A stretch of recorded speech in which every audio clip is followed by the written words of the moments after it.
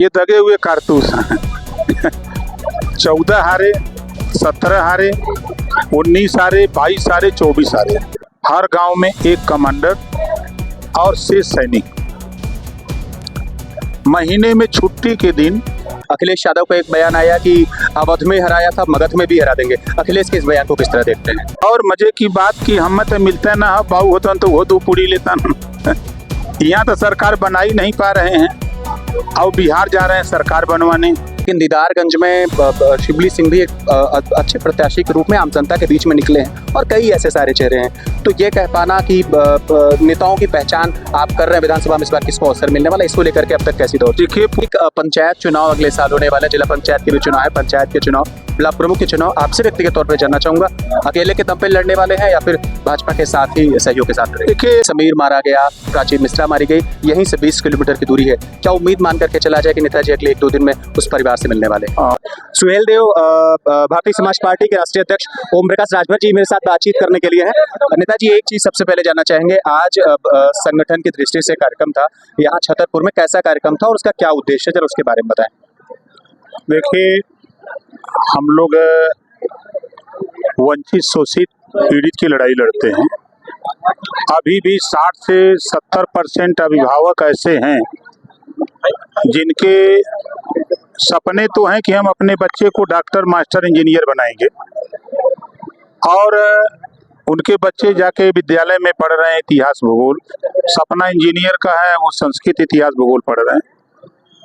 बच्चों से पूछिए तो ज़्यादातर बच्चे ये बताते हैं कि उनसे पूछिए कि क्या बनना चाहते हो, तो उनका एक लक्ष्य नहीं है। वो कहते हैं शिक्षा के बाद बताएंगे या आगे बताएंगे।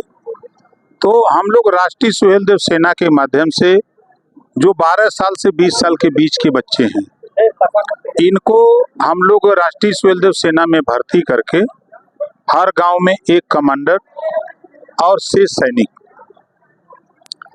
महीने में छुट्टी के दिन जो सिपाही से रिटायर्ड हुआ है, कैप्टन से रिटायर्ड हुआ है, दरोगा से रिटायर्ड हुआ है, इंजीनियर से रिटायर्ड हुआ है, ऐसे लोगों के अनुभव कि सिपाही बनने में हमने क्या क्या किया तो हम सिपाही बने, हम दरोगा बनने के लिए तो हमने क्या क्या किया कि दरोगा हम बने, हम इंजीनियर बनने के लिए क्या क्या किए कि हम इंजीनियर बने।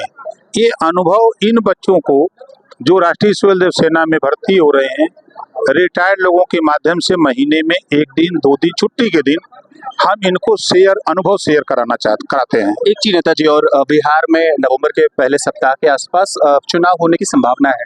आप भी लगातार जनसंपर्क कर रहे हैं, रैलियां कर रहे हैं। अखिलेश यादव का एक बयान आया, चूंकि आप ग्लोबल लीडर बन रहे हैं इस वजह से ये सवाल, अखिलेश यादव का एक बयान आया कि अवध में हराया था, मगध में भी हरा देंगे। अखिलेश के इस बयान को किस तरह देखते हैं?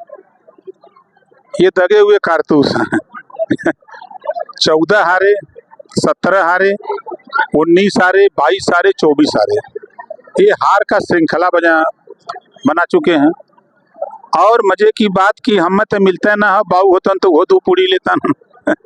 यहाँ तो सरकार बना ही नहीं पा रहे हैं और बिहार जा रहे हैं सरकार बनवाने। वो अपने बयानों से खुद जनता के बीच में घिर गए हैं।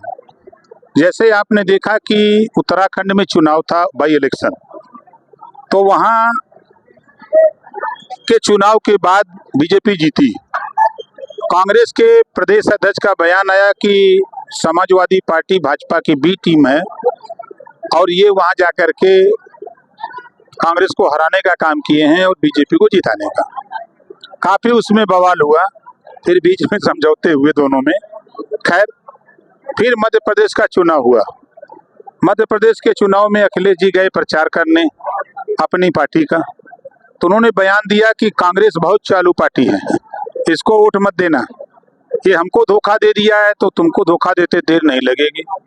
वहाँ भाजपा की सरकार बना के जब यूपी लौट के आए तो यूपी के मुसलमानों ने सवाल पूछा कि आप वहाँ भाजपा की प्रचार करने गए थे? तब इन्होंने बयान दिया कि कांग्रेस भाजपा की बी टीम है। अखिलेश जी के बयान है। और उधर कांग्रेस को भी भाजपा की बी टीम बता चुके हैं। अब कांग्रेस के रथ पर सवार हुए हैं।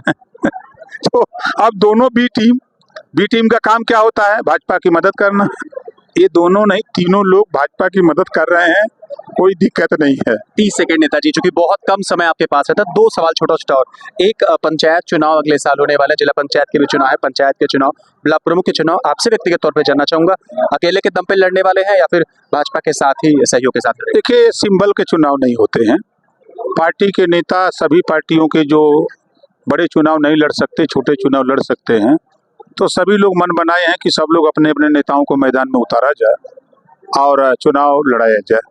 समय से पूर्व नेताजी ये सवाल पूछना थोड़ा ठीक तो नहीं, लेकिन दीदारगंज में शिबली सिंह भी एक अच्छे प्रत्याशी के रूप में आम जनता के बीच में निकले हैं और कई ऐसे सारे चेहरे हैं, तो ये कह पाना कि नेताओं की पहचान आप कर रहे हैं विधानसभा में, इस बार किसको अवसर मिलने वाला, इसको लेकर के अब तक कैसी दौड़? देखिए, पूरे प्रदेश में 403 सीटें हैं, हम तो यही कहते हैं कि जिस नेता को जहाँ से चुनाव लड़ना है 2000 वकील बनाइए, वकील वकालत करने लगेंगे, चुनाव जीता देंगे। ये कल्चर है, काम करने वाले व्यक्ति को कोई पिछाड़ नहीं सकता और काम करने वाला व्यक्ति किसी क्षेत्र में हमेशा आगे जाने से कोई रोक भी नहीं सकता।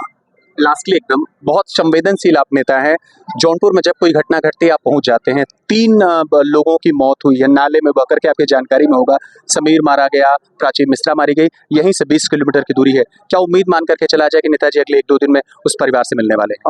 अगले हफ्ते में हम लोग जाने की तैयारी में हैं, क्योंकि अभी सीएम के यहाँ से फोन आया था, नहीं तो हम लोग उसी प्लानिंग में थे, तो अभी तो फिलहाल हम यहाँ से लखनऊ जाएंगे और कल हम गोरखपुर में कार्यक्रम है, वहाँ परसों कैबिनेट है, उसके बाद तो फिर तो ओम प्रकाश राजभर थे मेरे साथ खास बातचीत करने के लिए, नमस्कार।